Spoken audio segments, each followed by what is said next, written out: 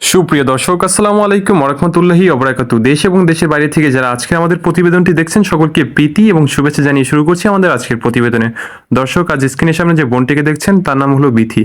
বিথি দীর্ঘ 9 বছর জর্ডানে ছিল। জর্ডান প্রবাসী হয়েও যখন দেশে আসলো, কেন তার এই অবস্থা হলো, আজকের ভিডিও এই সম্পর্কিত নিয়ে এবং পরিশেষে আরও কথা রয়েছে। চলুন ভিডিওটি শুরু করি। দর্শক, এই বিথি আপু জর্ডানে যাবার আগে 9 বছর আগে তার বিয়ে হয়েছিল একটি পরিবারে।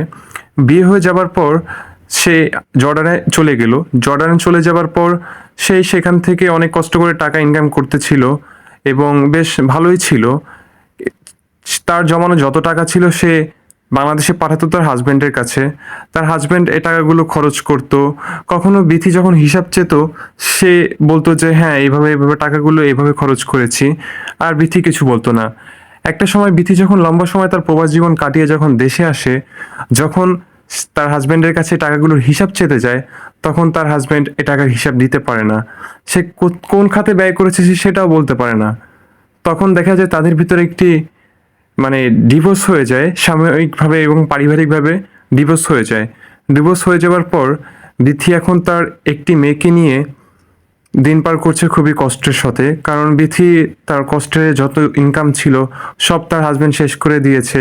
সে চিন্তা করেছিল আমি একটা সময় প্রবাস জীবন কাটিয়ে যখন দেশে আসব, শান্তিতে সুখে সংসার করে জীবনটা অতিবাহিত করব। কিন্তু কপালে এরকম লেখা ছিল সেটা বিথি নিজেও জানতো না। বিথি এখন তার মেয়ের সাথে রয়েছে এবং তার মেয়েটাও খুবই কিউট। আমাদের সাথে কথা বলে দিয়েছিল, আমরা শুনেছি। আসলে মামনিটার কথাবার্তা অনেক ভালো লেগেছে।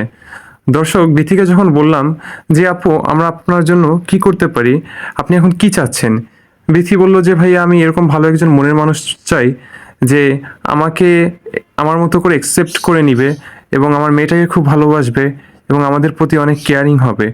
দর্শক, বিথি আপুর কথাবার্তা শুনে যেটা বুঝতে পারলাম, বিথি আপু এরকম একজন ভালো মনের মানুষ চায় যে তার পাশে দাঁড়াতে পারবে এবং সারাটা জীবন তার সাথে চলতে পারবে এবং সবসময় তার পাশে থাকতে পারবে। দর্শক, জানি না আজকের ভিডিওটি আপনাদের কেমন লেগেছে। যদি ভালো লেগে থাকে অবশ্যই লাইক, কমেন্ট এবং ভিডিওটি শেয়ার করে দিবেন। দর্শক, আপনারা যারা বিথি আপুর সাথে যোগাযোগ করতে চান, স্ক্রিনে দেওয়া নাম্বারে যোগাযোগ করবেন, তার সাথে যোগাযোগ করতে পারবেন। দর্শক, আজকে ভিডিওটি এ পর্যন্তই। দিন শেষে আপনাদেরকে একটি কথা বলবো, একটি হলো ভালো কাজ করার চেষ্টা করবেন, 5 ওয়াক্ত নামাজ পড়বেন। সবাই ভালো থাকবেন, সুস্থ থাকবেন। আসসালামু আলাইকুম ওয়া রাহমাতুল্লাহি ওয়া বারাকাতুহু।